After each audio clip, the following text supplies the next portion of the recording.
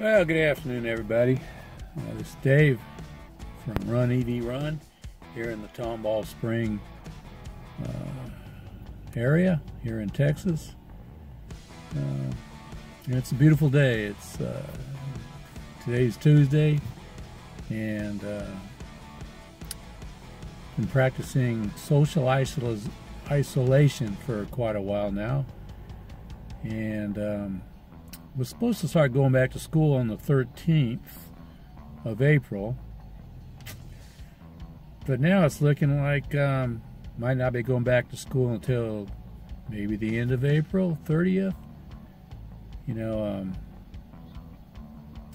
our illustrious commander-in-chief, he likes to predict when things will get better, and of course we all know it's just a dream, you know, because we all have, you know, goals we'd like to meet, but some of them just, we know they're not going to happen, and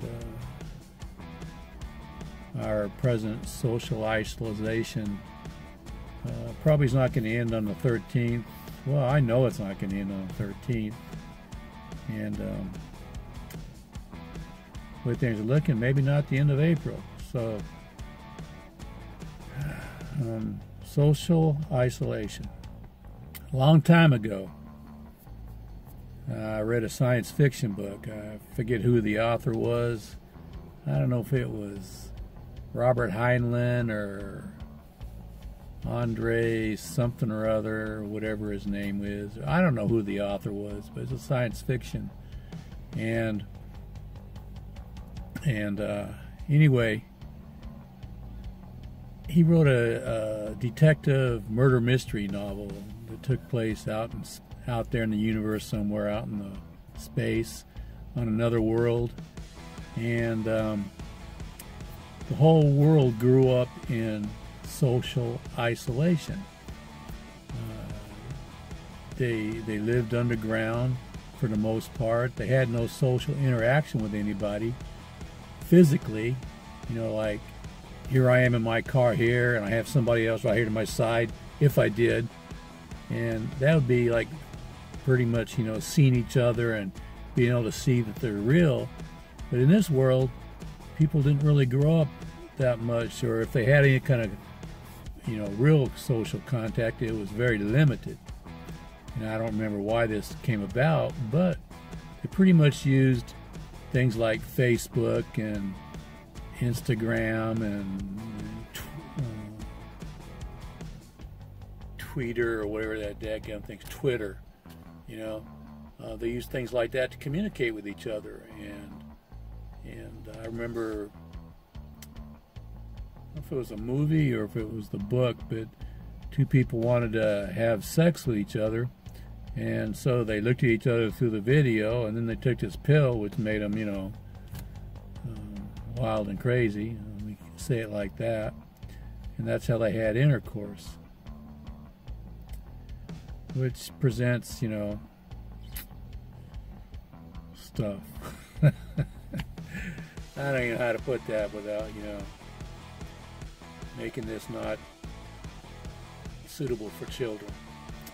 But anyway, the point is, what was the point?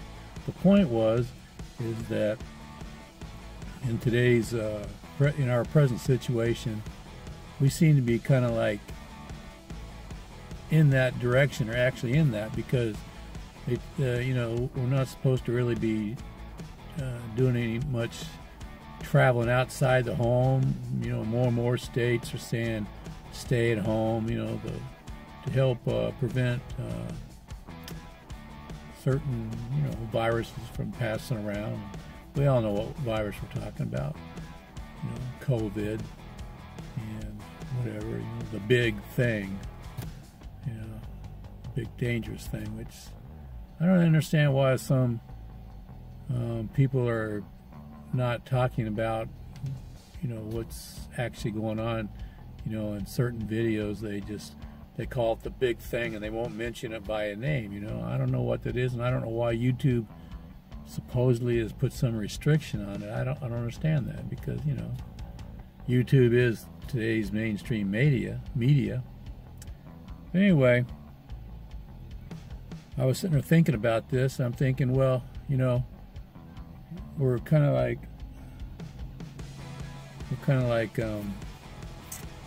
in that process right now. We're, you know, instead of going and visit family, we make videos and we turn on Facebook and get in there and have chats through the messaging service, or we use our phones and talk to each other through the video thing. And that's kind of how it seems to be, you know. In today's world, you can, you know, online stuff, you can get, you know, pretty much see anything and everything, and, you know, do stuff, you know, to a certain point on video, on the internet, you know. If you need, I'm not going to go there, but, you know, other than, you know, you can have your sexual appetite fulfilled in other ways besides the actual act. And it kind of seems like, you know, because situations maybe, possibly, we're kind of sort of headed that way, because I think in today's worldwide situation, we're becoming more and more aware of germs and viruses and bacteria, and what touching inanimate objects can do to ourselves, and how we bring on stuff on ourselves by touching stuff. So I can actually see where, you know, people start thinking, well, maybe, you know, wearing gloves all the time is the better way to operate, and maybe talking to your friends and stuff through YouTube and through video chats and things like that's the better, safer, healthier way to go in today's world, because you never know what's going on. And this ain't like this is the first time that we've been, or should have been, practicing social isolation. This stuff's been going on almost every year for the last several years. So anyway, that was kind of on my mind for a while today. And you know, I'm thinking, well, you know, what if this situation got worse? What if people really couldn't go to work and things really shut down and changed our whole economy? You know, how would that affect us as far as getting around, going places? You know, well, look, let me give an example. Let's just, and I'm just throwing this out there, you know, but let's say worldwide situation got so bad that people really couldn't go to work unless it was absolutely necessary for world health issues, like hospital workers, right? Let's say. So let's say the people in the gas stations couldn't go to work, because that's not really essential to world health situation.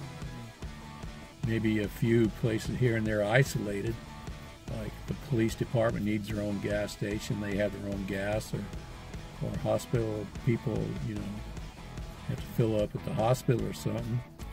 But, you know, that would cut down. So what I'm trying to say is that maybe you couldn't get around because you couldn't really get any gas anywhere.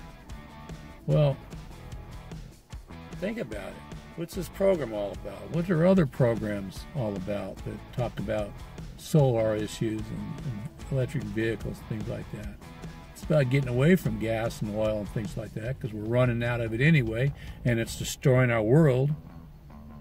You know, so we don't need, you know, I mean, look at it.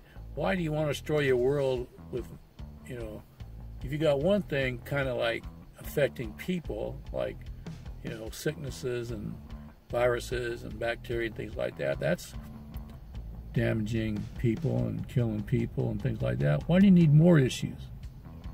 Well, we've got right above us right now, it's probably towards the back of my car, there's a big old thing called the sun. And every hour of every day, there's enough energy coming from the sun and hitting the earth. Every hour, enough energy is hitting the earth to supply the electrical needs for the entire world. Think about that. So, if let's say you have solar panels on your house, off-grid, on-grid, whatever kind of grid you want. You got energy coming in, right? So you got an electric vehicle, which doesn't use gas and oil. You don't need to go to the gas station to get energy to power your vehicle, so you can go somewhere. During the day, during the night, whenever. You charge your battery up using electricity, and you get this electricity from the sun.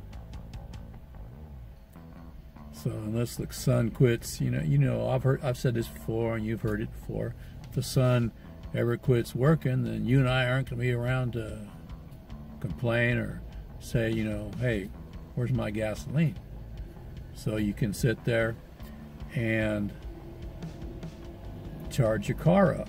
So you got an electric vehicle, just like today. Today's Tuesday, so like 5:30, something like that. My car was charged up using, energy from the sun. And when I decided to come down here and do this video, my car was charged. I didn't have to go to a gas station. So, why do you need that? Why do you need a gas station? You have a vehicle, you have energy from the sun, the car is always ready to go. So that's another thought. That's a good reason right there to get an electric vehicle and to go solar. Because you get, what if people got so sick that there wasn't enough people to run all these gas and oil refineries and all the other ways that energize the electric plants, and then everything else. All the workers were staying home or sick or dying. Well, why do you need all that? You got electric vehicles, you got solar energy, you got it all coming in. So you can sit there and isolate all day long, and then when you're ready to go, hey, you got energy in your car. Now, I'm probably overlooking one or two finer points, but in general is what I'm talking about here. You got it. I've got on-grid and off-grid, so either way, I can get my electricity needs met through the on-the-grid system or off the grid. Can't charge my car on my off-grid system. I can run my lights, I can run my TV, big 55-inch LED, run my refrigerator, run the washing machine, and the clothes washing machine, all that. I can do that, and I can do it every day. So, why do you need to go to the gas station? Go get an electric vehicle. Get solar put on your house. And then when the big stuff happens and people are down and out and things start degrading, you've got something to back you up, something to help you get mobile, get your car going. Besides that, gas and oil is killing our world anyway, along with other stuff, the big thing. That cracks me up. But anyway, but so, those are a couple items right there that I wanted to talk about. And I got my notes. I got some notes here. Well, yeah, I had to look at my notes to see what I had kind of on my list to talk about. But so I've talked about the book where people did social isolation as a norm, and they probably had babies through artificial insemination type stuff, or petri dishes and things like that. I don't really remember it in the book, but another thing is, and why I talked about the social isolation thing, is that you look at all this media and all the people are doing their news broadcast from home. A lot of the YouTube stuff you see, is from home or from a special office isolated somewhere. Stephen Colbert, he's shooting his stuff from home, and he has interaction with other people to help him out on his show. via online, capabilities, and each person's in their own home. The piano player, he's doing it from his home. All these people are doing it from their home. All these people that I watch. So it's another sign that things are kind of headed that way a little bit. Who knows? It could be permanent. It could be just temporary thing. But is this the new norm? Being socially isolated. You can go to college. I'm going to college right now, except right now we're on hiatus. But I'm going to college, but I can do the same thing almost online. I can study online. I can learn about things online. I can do lab kind of exercises online. You go to a lot of universities, colleges, high schools, junior colleges, senior colleges, etc., etc. You go in there and you say, well, where's the library? And they say over there. So you walk in the library and there ain't no books. That kind of freaked me out. That startled me the first time I saw one like that. I said, the library, where's all the books? And they said, well, over there, you just go to the computer and get online and log into the library system, and there's your books. You can rent a book or whatever. And to be truthful, most of the books that that I have these days, I buy online and I read them online. I got a hard copy of my book for automotive technology, but I also bought the ebook version of it. And so a lot of times I don't want to carry around that big old thing that's this thick, and it's kind of heavy. So but I have it on my online. I can just look at my laptop. I can read it on my phone. I can, my Nook reader. I can get the same information online. I don't have to sit there and carry stuff around. So more and more things are going online, and so kind of looks like things kind of head that way anyway from that book that I read. Another thing that I was no surprise to me, but another thing that I was watching was that during this time when a whole lot less people are driving around because they're staying home and they're socially isolating and practicing this technique, there's not as many cars driving around. And I can't tell you what the equipment is and things like that, but this equipment they have out there from the satellites and different ways, they can see the pollution levels around the world. And a lot of places things are starting to clear up.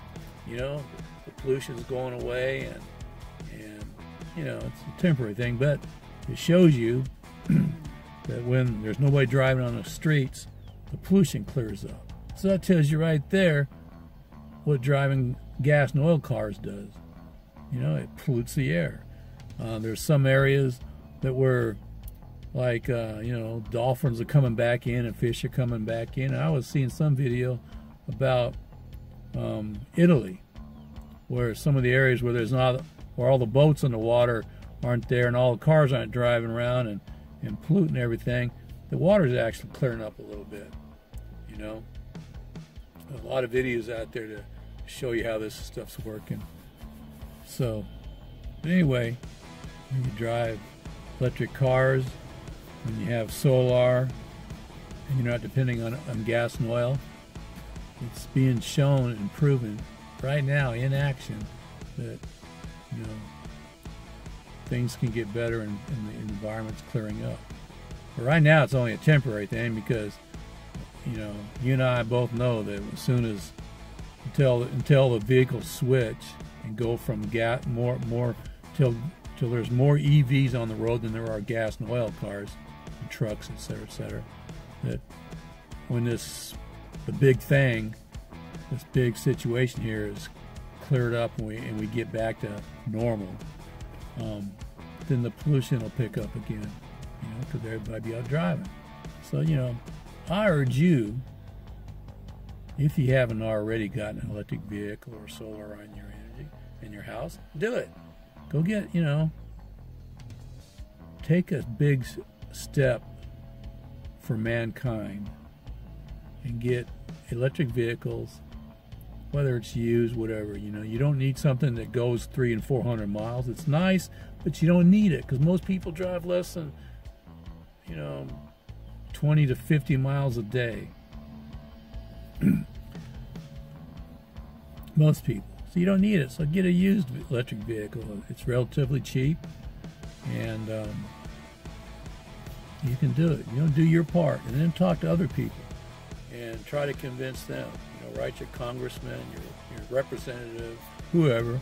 You know, write letters to Lena Hidalgo, the county judge, right here in, you know, Harris County, right?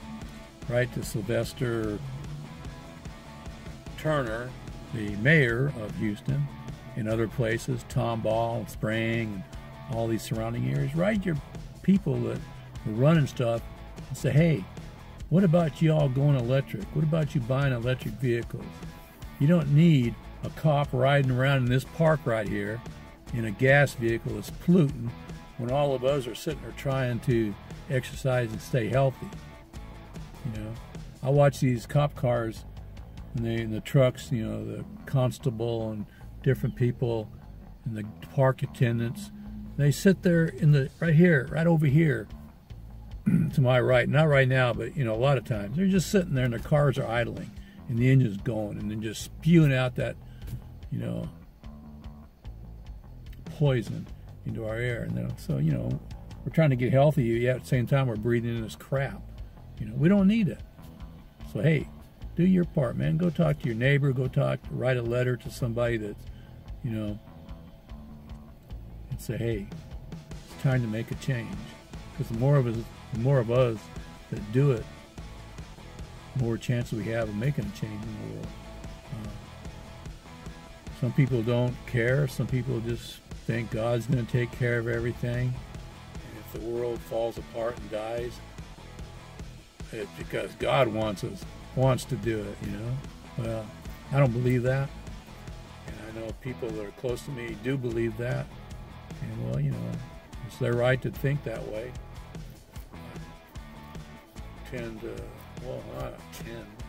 I believe that that's not true. I believe that any kind of destruction that's going on in the world, we're doing it to ourselves.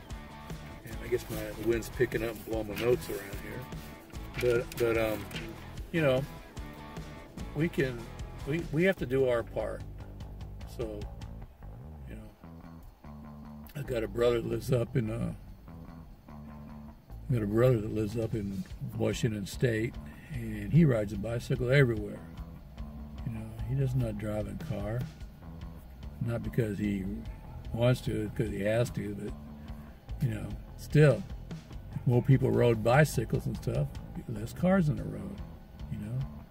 Which brings me to probably my last point in this video here, is that some places around here aren't really very bicycle friendly. And I'd probably ride my bicycle more if it was more friendly. So we need to get people to make the roads more friendly for bicycles. And people who want to go slow and not pollute. You know, there are vehicles out there that don't go very fast, but they get there fast enough and they don't pollute. But you know, you're kind of stuck like into a neighborhood because you can't go anywhere, you know. So anyway, I'm starting to ramble a little bit. Let's do our part. Let's get it in gear and drive a vehicle, get solar. And you know, I'll just say one last thing about the solar thing, because I've been watching this now. I've had my solar up and running on my house, up and running for 3 months now, and I charge my car every day at home. And before that, when I looked at my bill every month, my bill was always $40, $45, $50 a month, my electric bill. That's without using the AC. And then when I started charging my car, my bill seemed to go up $25 to $35 a month. Since I've had solar installed in my house, I haven't changed my pattern of charging my car. My bill's been like $40 a a month for the last 3 months in a row. This month they're included. It's $40. And